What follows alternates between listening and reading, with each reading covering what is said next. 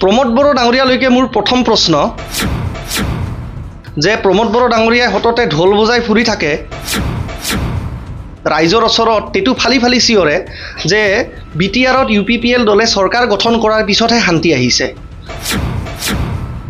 BTCত UPPL দল নথকাত সময়ত যেতিয়া হাগ্ৰামা মহিলাৰীৰ নেতৃত্বত BTC চৰকাৰ আছিল তেতিয়া কেৱল অস্ত্ৰৰ ৰজনজননী হিংসাৰ দাবানলহে কেৱল BTR অঞ্চলত আছিল। এই বুলি প্ৰমোদ বড়ো ডাঙৰীয়াই হততে নিজকে শান্তিৰ ব্ৰেণ্ড এম্বেছাডৰ হিচাপে ৰাইজৰ আগত ৰিজাই ফুৰে।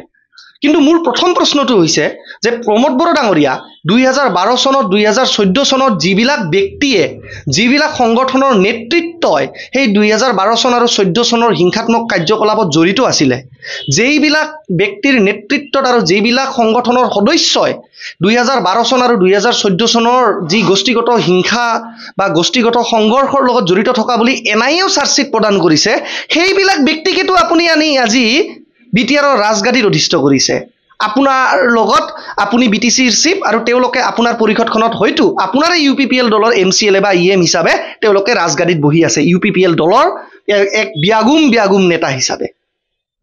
আজি নহয় জানো আপুনি কৈছে যে হাগ্ৰামা মহিলাৰীৰ সময়ত যি 17 বছৰে হিংসা হৈছিল, যি সংঘৰ্ষ হৈছিল, যি গোষ্ঠীগত হিংসা হৈছিল, সেইবিলাক আপুনি হিচাপ ৰাইজৰ আগত দি ফুৰিছে।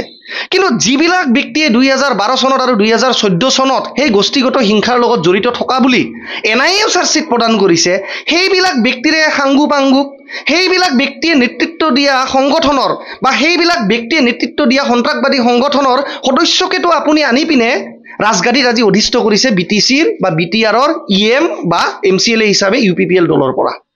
তো হাগ্ৰামা মহিলাৰীয়ে যদি সেইবিলাক ব্যক্তিৰ জৰিয়তে হিংসা কৰাইছিলে, হাগ্ৰামা মহিলাৰীয়ে যদি সেই সময়ত হিংসাৰ প্ৰশ্ৰয় দিছিলে, তাৰ মানে প্ৰমোদ বড়ো ডাঙৰীয়া আপুনিও কি সেই হিংসাকাৰীৰ দল, সেই হিংসাকাৰীৰ যিবিলাক সদস্য, সেই সদস্যবিলাকক লৈ তেওঁলোকৰ বন্ধুবৰ্গক আনি পৰিষদখনত বহাই আপুনিও কি হিংসাকাৰীক প্ৰশ্ৰয় দিব বিচাৰিছে নেকি?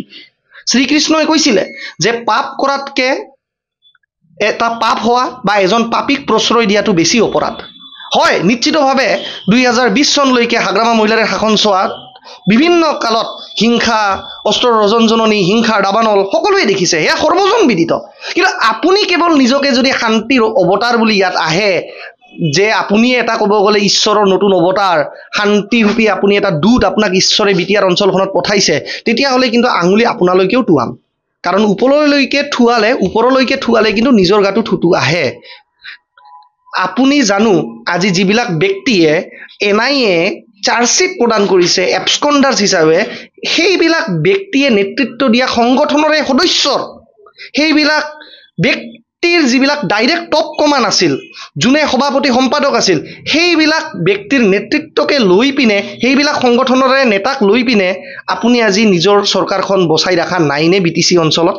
যদি আপোনাৰ সাহস আছে তেতিয়াহ'লে 2012 চন আৰু 2014 চনত যিবিলাক সংগঠনৰ নেতৃত্বই জড়িত থকা বুলি, হিংসাত্মক কাৰ্যত জড়িত থকা বুলি NIA চাৰ্জশ্বিট প্ৰদান কৰিছে, সেইবিলাক সংগঠনৰ সৈতে জড়িত থকা এজনক ব্যক্তিক আপুনি নিজৰ UPPL দলৰ পৰা বিতৰণ কৰি আপোনাৰ কাউন্সিলখনত কেৱল হিংসাৰ লগত জড়িত নথকা মানুহহে আপুনি ৰাখক।